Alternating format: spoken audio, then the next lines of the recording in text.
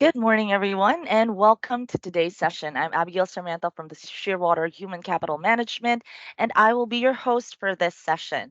Now, as most of you nurses may know, May 12th is the International Nurses Day around the globe. Anchored with our theme, Our Nurses Shaping the Future of Healthcare, this emphasizes the crucial role that nurses play in shaping the future of healthcare and highlights the importance of their contributions towards achieving sustainable development and goals in universal health coverage. We have activated a week-long series of events from our job fair in Clark, Pampanga. We've had personality development workshops for our Shearwater Health teammates, a CPD unit seminar for PH nurses, and today a webinar for nurses on U.S. immigration. Now, before I introduce to you our guest speaker, we'd like to take a moment to acknowledge all the nurses who are here joining us today. We honor, admire, and appreciate all that you do, and happy Nurses Day, everyone. I hope you are celebrating time with your family, acknowledging your accomplishments because you are very important to us here at Shearwater Health. Now, today we'll also talk about something that's very important, which is the recent U.S. retrogression. And we have one of our Shearwater Health subject matter experts to get us into the details of this update. Our speaker received her bachelor's degree from the University of Alabama.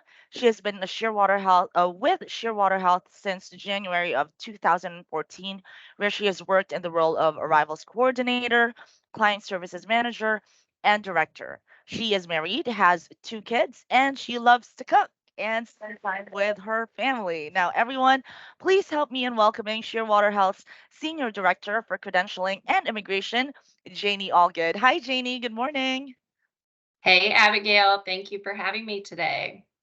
Good evening to you. What do you like to cook? Everything. Everything. Yeah. Yeah. Well, maybe we can talk about that some other time, but for now, the floor is yours. Let's talk about retrogression. Thank you. Happy Nurses Week, everyone. It is so great to have all of you here for us when we are in need. I am so appreciative because I am a very squeamish person and I could never do what you do. All right, let's see here.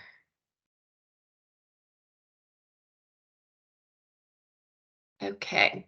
So, for the purposes of today's discussion, I wanted to give you a little background on how we at Shearwater bring nurses to the United States. As you can see here, there are many different visa types. There is an immigrant visa strategy to take, and a non-immigrant visa strategy. Immigrant visa is what we focus on, and I'll get into that in a second. The non-immigrant visa would be um, a, a student visa. That's an F1 visa. An H1B for tech workers. An L1 visa for a manager. All of these are going to get you to the United States, but just temporarily. So once you get here, you would have to have an adjustment of status done in order for you to be a permanent legal resident. We focus at Shearwater on the employment-based category. So specifically employment-based third category, also known as EB3, is how this is listed here. So we utilize the employment-based third category visa, also known as EB3. This is a permanent resident visa that is specifically for the category of skilled worker or professional. And I'll just mention before I go on to the next page that another avenue for an immigrant visa is a family-based visa. That can take longer and requires that you have a relative in the United States that can sponsor you. So an EB3 visa requires 3 different things: an open position, an employer or petitioner, and a qualified worker. For the open position requirement, this actually is already met by the current shortage of nurses in the United States. This is referred to as Schedule A. The Department of Labor has said that there are not enough nurses in the United States. And this has actually been a shortage occupation since the 70s, I believe. So that is how we are able to bring our nurses without going to the links that others have to get labor certifications and things that would lengthen an already very lengthy process. For the employer petitioner, the U.S. government is looking for a company that can submit an I-140 petition and demonstrate the ability to pay the worker when they get to the United States. So that would be, in this case, Shearwater. If you have another employer petitioner, it might be direct placement. So you might be petitioned by a hospital in the United States that has someone that's able to do these immigrant petitions. Whoever it is, they just have to be able to prove that they are going to be able to pay you prevailing wage in the area that you're going to be working in. And then lastly, having a nursing degree qualifies you as a skilled worker. These three different skilled worker, professional, and unskilled worker, those all fit under qualified worker within the EB3 category. So visa availability around the world. When a nurse receives their approval notice from USCIS, and if you're unaware, USCIS stands for United States Citizenship and Immigration Services. So once you file your I-140 petition, you'll hopefully get an approval notice. If you already have that, you know that when you got that, there was a priority date listed on that approval notice.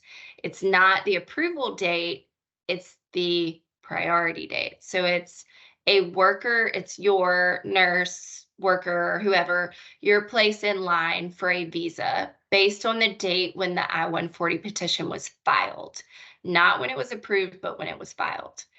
The priority date is first come, first serve, but a worker's nationality also factors into their place in line. So some countries have longer wait times due to higher demand. To manage the demand, the Department of State issues a visa bulletin each month to show who is eligible to move forward and receive a visa. This picture that I have here on this slide shows the demand in certain countries across the world is higher than in others. So China, India, the Philippines. Historically, those countries have had higher demand than some of the countries like in the Caribbean. You'll see we only have one nurse in that area, one nurse in Europe, compared to all of the nurses in, India, China, and the Philippines. In the bottom corner here, I've provided a screenshot of the June bulletin that was released by the Department of State just this afternoon. I'm in the United States, so today is still Thursday. And so you will see here that all chargeability areas except those listed. So this would be if you're from anywhere outside of these other areas.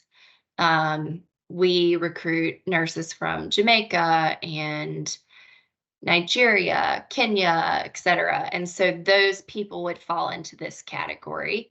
If you were born in the Philippines, and that is your nationality, you would look to the Philippines section. So we go down to the employment-based third category, so the bottom line, and we see that it stayed the same from last month, which is great. To not see any further retrogression for these areas. However, I know that we all want to see it go back to be current, or for it to at least move forward a little bit would be really nice. We don't want it to come back at all. So I think overall it is a good thing today that we have not seen any movement in a negative way. India remained at its previous date of June 15th, 2022. I'm sorry, it's 2012.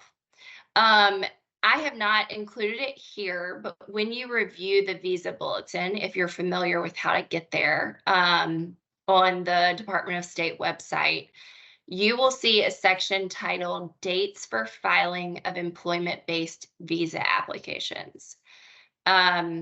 This is a section that tells you when you will be able to continue processing your immigration paperwork.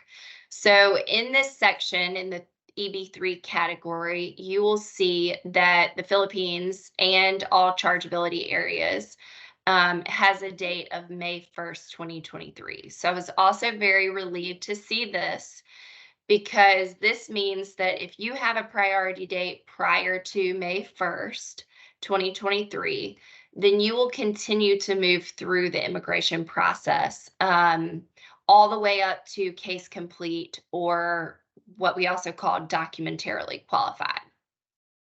So I'll just take a second to explain what would happen if your petition is filed tomorrow to USCIS and you don't have a previous priority date that you're recapturing from a previously approved petition.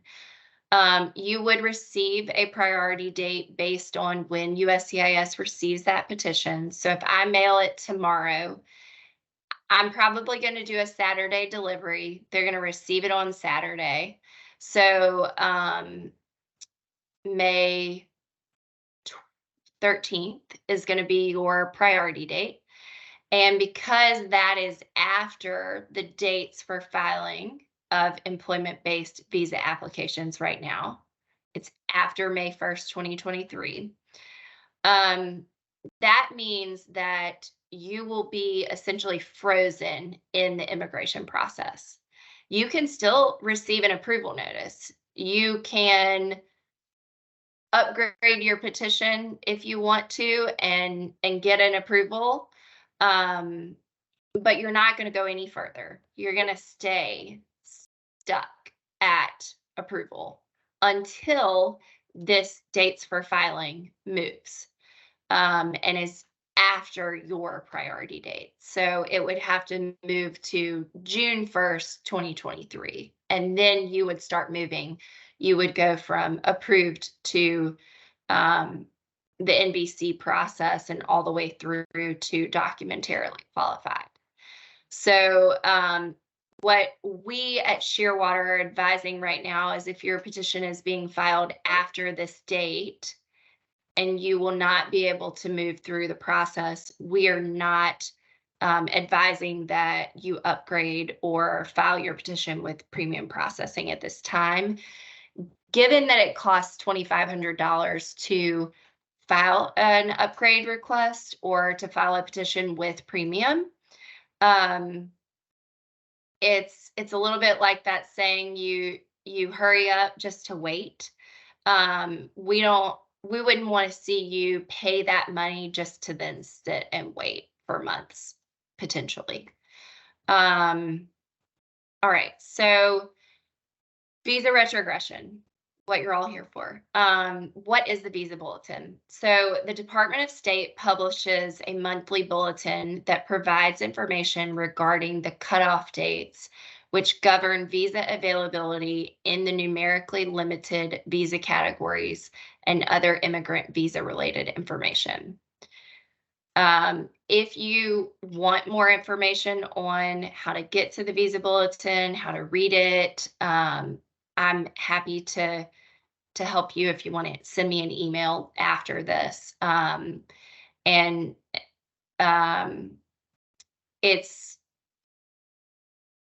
It can be sort of confusing because there's a lot of information listed. for all of the different employment-based categories. So what is a priority date? We mentioned this a little bit ago, but it is the date when the immigrant petition is properly filed with USCIS, not the approval date. What is visa retrogression? So visa retrogression occurs when more people apply for a visa in a particular category or country than there are visas available for that month. Retrogression typically occurs toward the end of the fiscal year as visa issuance approaches the annual category or per country limits.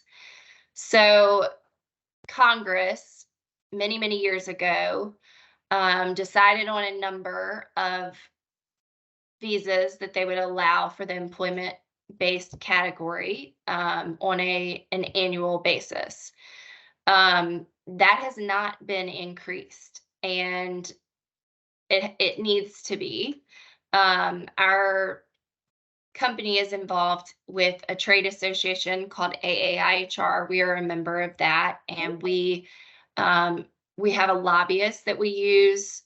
We have a company lobbyist and then a lobbyist with AAIHR.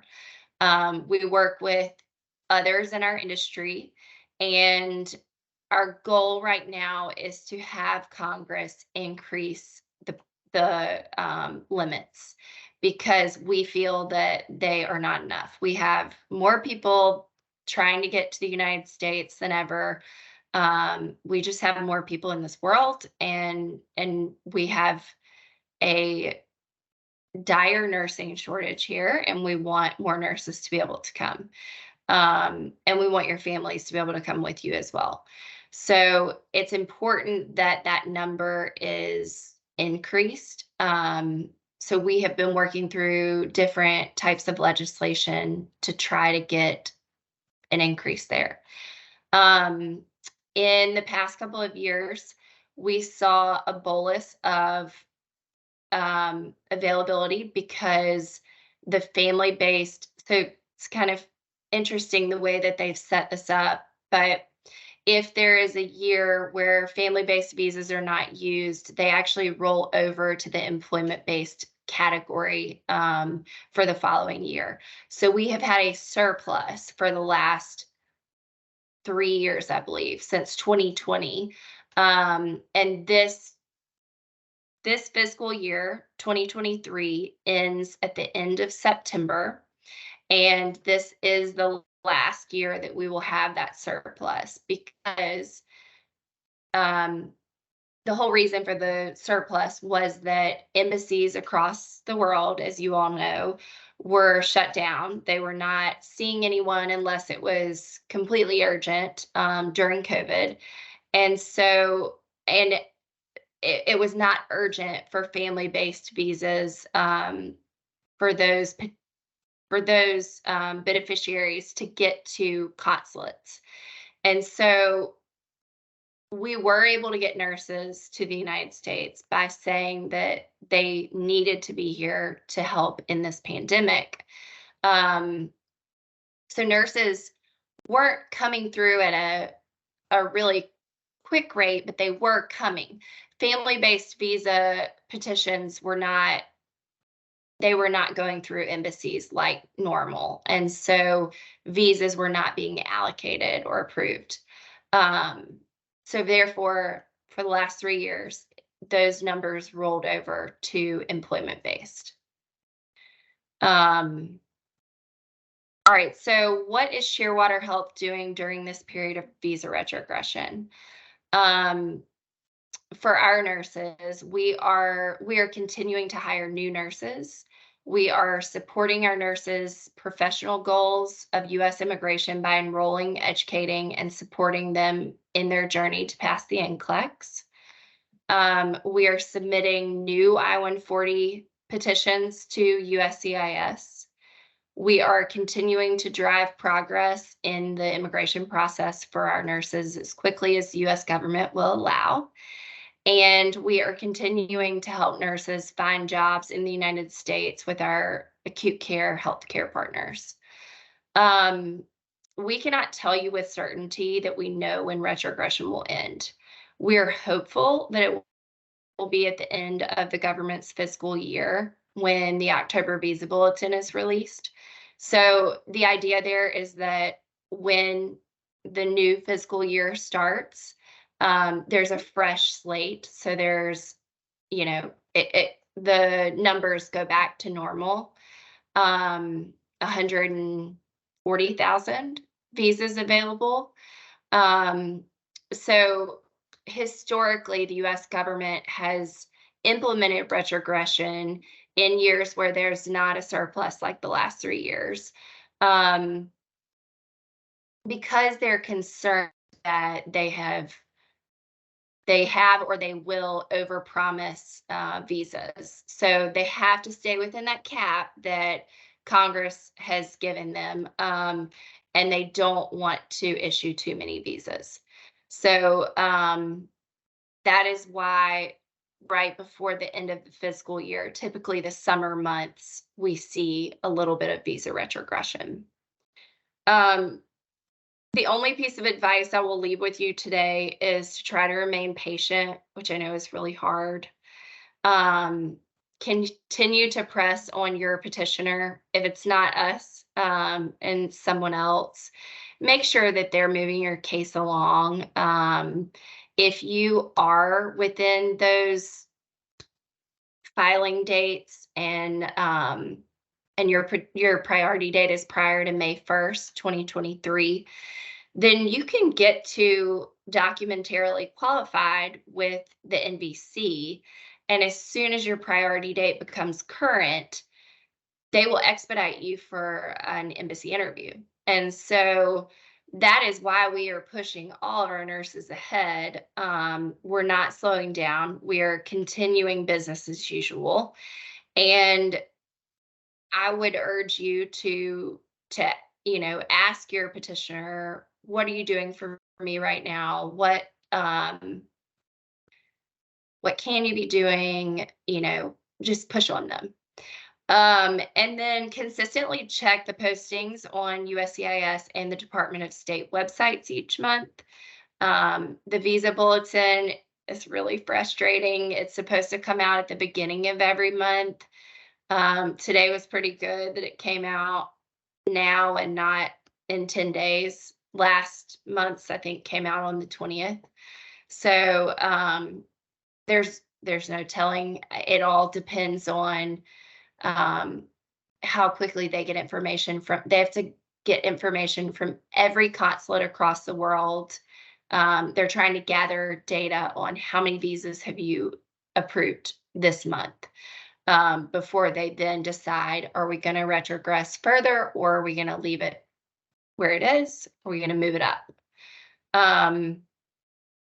We will continue to evaluate updates from USCIS and the Department of State, and we've pledged to keep all of our nurses up to date on what these updates mean for their journey to the United States. And if you are not one of our nurses, we're happy to do that for you as well. Just reach out if you have any questions or concerns. And now I will let Abby help us answer some of your questions. Yes, thank you, Janie, for that discussion. Now, everyone, for those of you who are in this webinar, this is your chance to raise your questions to Janie. She is the expert in this. So if you have any questions, just feel free to raise your virtual hand, unmute your audio, or type your questions in the chat box. I'm sure all of you have questions, and like Janie said, it doesn't really matter if we are your petitioner, if we are your sponsor, your agency or not. I have spoken to some nurses in the last few weeks where their agencies have kind of gone quiet since the retrogression happened or was announced. And maybe you have some questions that have remained unanswered. So this is the perfect avenue for you to do that. Jeannie, while we're waiting for questions, you mentioned that at this time it's very important for our nurses to be really patient during this time of retrogression. Is there, you also mentioned that you foresee that this isn't going to last very long. Can you talk a little bit more about that? Yeah, so similar to, well, I've been doing this for 9 years now. And so we have seen a couple of retrogressions during that time. And most of them have been really short and have just been during the summer months and lifted when the new fiscal year came around. So the hope would be that September, let's say September 10th, the October Visa Bulletin is released and it shows that everyone is current again because they are back to their normal numbers of, hold on one second, I can tell you now. 140,000 for employment-based visas. So for everyone's knowledge, that is across all EB. That's EB1, EB2, EB3, EB4, and that also includes your family members. So while we're waiting, I'll just give a little more historical data. So State Department estimated that there were 57,000 unused family visas from 2022, which increased this year's numbers to 197,000. So they have that surplus, 197,000 for 2023, and they've had to retrogress a little bit. So that just speaks to the volume of people trying to come here on an employment-based visa. And I don't know That if I is a big mentioned this. number. Yeah, and I don't know if I mentioned this earlier, but that's tech workers, it's physical therapists, it's nurses, it's everything. It's not just nurses. So Gotcha. And we actually have a question here from Thomas. What political reasons do you think there are which may explain why they are still not raising the visa cap in Congress? So, Thomas, that's a great question. Immigration in the United States is a really hot topic, and it seems like it's for years been really hard to get any legislation passed in the immigration arena. So I don't know if that's I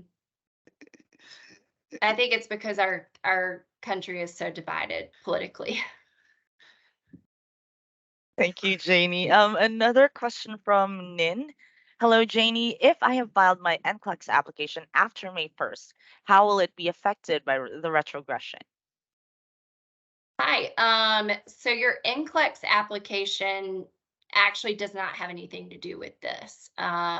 If you've passed the NCLEX and you're ready to have your I-140 filed now, then you would be affected by retrogression. Like I mentioned earlier, you would be in that category of your priority date is not current, but also your date for filing is not current. And so you will not be able to progress in the immigration process. You will remain in the USCIS process of I-140 approved, and you'll be essentially frozen there. And you did mention that's why pursuing premium at this time wouldn't be the best step because you'd just be paying extra to just sit and wait like everyone else until the retrogression Yes, gets lifted. Got it. that's exactly Thanks, right. Janie. I hope that answers your question, Nin. Another question from Mabel. Hello, just recently passed my NCLEX exam. Should we pursue our English exam since English exams has an expiry date? Yeah, very good question. Mabel, congratulations. That's fantastic. So yeah, I mean, we're still having our nurses take IELTS. We're having them do their visa screens. And I will tell you, the PTE, the IELTS, TOEFL, all of those, they do have an expiration date. But I can't imagine that this retrogression will last too long where you're having to worry about that again. because most of those have a 2-year validity period. So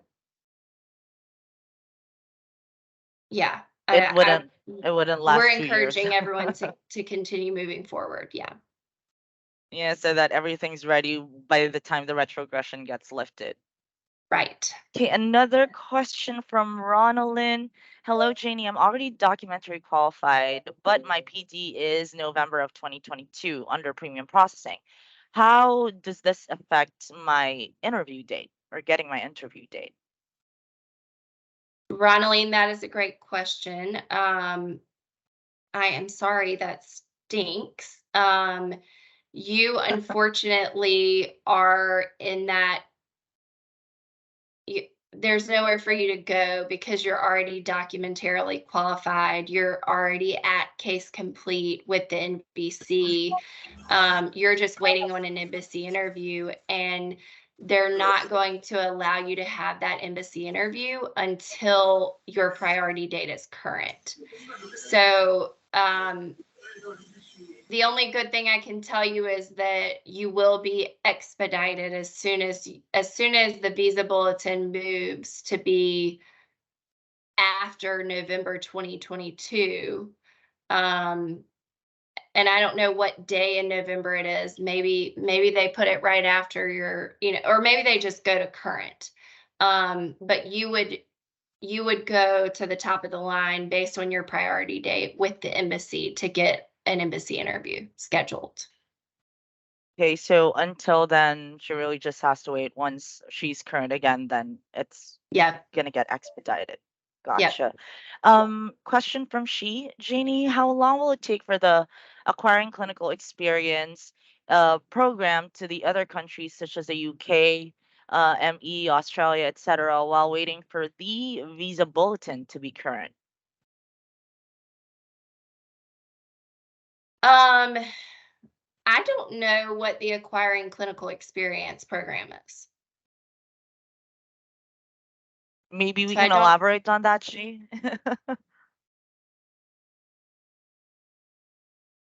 is that something that the Philippines offers to other countries like the UK, Australia?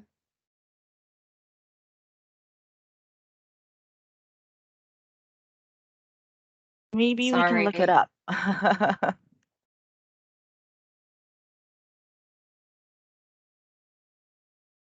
Um, Oh, are you talking about back to bedside?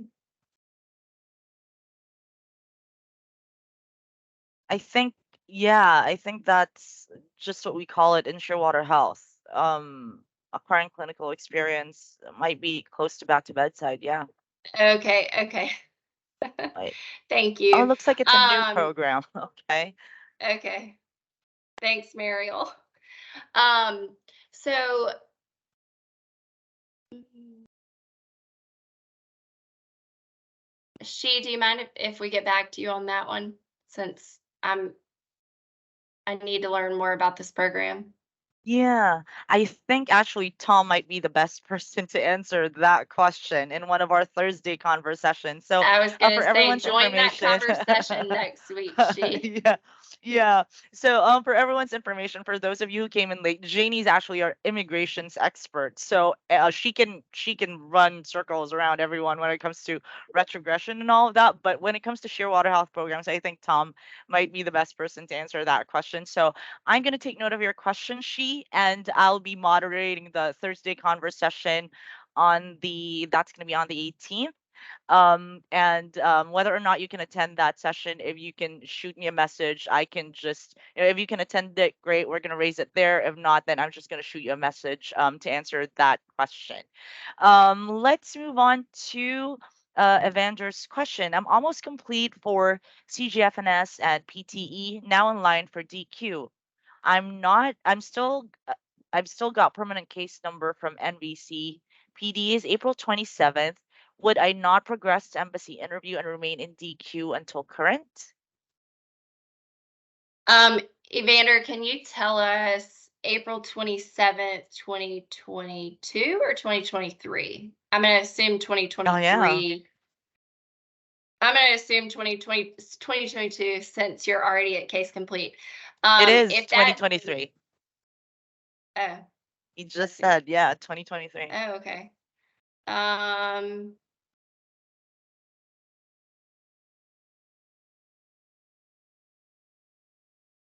okay, maybe you mean no.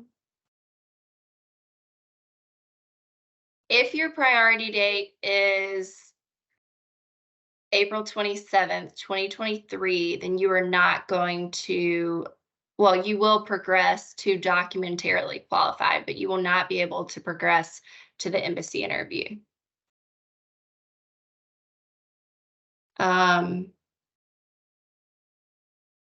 Let's see here.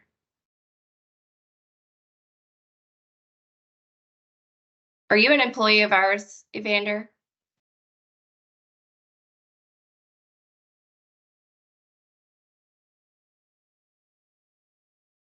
No, okay.